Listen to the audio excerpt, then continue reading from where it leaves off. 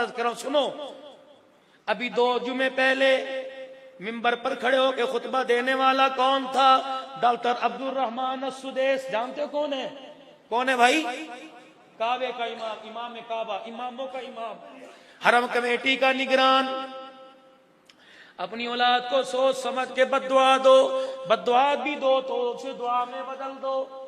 काबे का इमाम खड़ा होकर खुतबा दे रहा था और कह रहा था, लोगों, एक 9 साल का बच्चा था और वो बच्चा भी बड़ा शरारती था। उसकी शरारतों की वजह से मोहल्ले वाले और उसकी माँ बड़ी तंग थी। उस बच्चे के घर में गैस का चूल्हा भी नहीं था, उसके घर में लकड़ियों का चूल्हा था। उस बच्चे के घर में एसी भी नहीं था, उस बच्चे के घर में कोई कालीन भी नहीं था। इतना शरारती। माँ दुआएं करती, अल्लाह इस बच्चे को सही कर दे।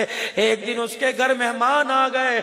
उसकी मां ने गुर्बत की वजह से मोहल्ले वालों के दरवाजे बजा के कुछ इकट्ठा किया, फिर हंडिया चढ़ाई, खाना पकाया। जब खाना तैयार हो गया, अल्लाह गनी, मेहमानों को देने की बारी आई। मां बर्तन लेने गई, उस बच्चे ने मिट्टी उठाई और घर और हंडिया के अंदर डाल दी। मां आई, उसने देखा सालन के ऊपर मट्टी की मुट्ठी पड़ी है। किसने की? इशारा करके उस बच्चे ने कहा मैंने की। उस वक्त मां का क्या हाल होगा? मेहमान आए हैं, इज्जत का जनाजा निकलेगा।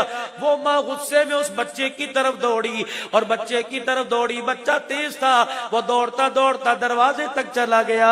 जब दरवाजे पर गया, माँ उसकी भाग भाग के थक गई। बच्चे ने भगा भगा के थका दिया। बच्चा खड़ा था, उसकी माँ को गुस्सा आया। उसने गुस्से में यूं करके हाथ उठाए और हाथ उठाने के बाद चुप हो गई, आंसू निकलने लग गए। इस तरह करके गुस्सा पीने लग गई। फिर उसने बद्दुआ देना चाहिए, वो बद्दुआ दुआ बना के दे दी। कह लगी, तंग तो तूने बड़ा किया, अगर एक इशारा करूं बर्बाद हो जाएगा, लेकिन मैं इशारा बर्बादी का नहीं करती, इशारा तेरी सलामती खैर का करती हूँ। जा अल्लाह तुझे काबे का इमाम बना दे। अल्लाहु अकबर का इतनी बात की, डॉक्टर साहब फूट फूट के रोने लगे। फरमान लगे, ओ लोगो, तुम्हें पता वो बच्चा कौन था? आज हरम के मिंबर पर जो खड़ा, ये बच्चा अब्दुल रहमान सुदेश था। हाथ उठे, कहां से कहां पहुंचा दिया। खुदा की कसम, मैं लाख कुरान पढ़ूं, मेरी जुबान में वो करंट नहीं जो सफेद दाढ़ी वाले बाबा जी तेरी जुबान में करंट है।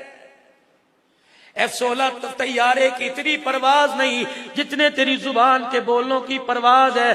कभी तेरी औलाद बेशक ना फरमान हो, पी जा। माँ बाप का काम तो ऐब छुपाना होता है, पीना ही होता है। बाबा जी पी जाया करो।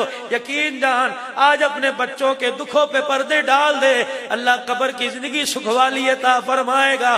बुजुर्गों, औलाद के लिए बाहर जाके 20-20 किलो की तगारियां उठा के 10-10 मंजिला चढ़ने वालों, खुदा के वास्ते ये काम करते हो, इसके साथ हाथ उठाकर दुआ भी कर दिया करो। निकलते तो तेरी जुबान से 2 जुमले हैं, ताकत इनमें इतनी है कि सीधे अर्श के साथ जाके टकरा जाते हैं।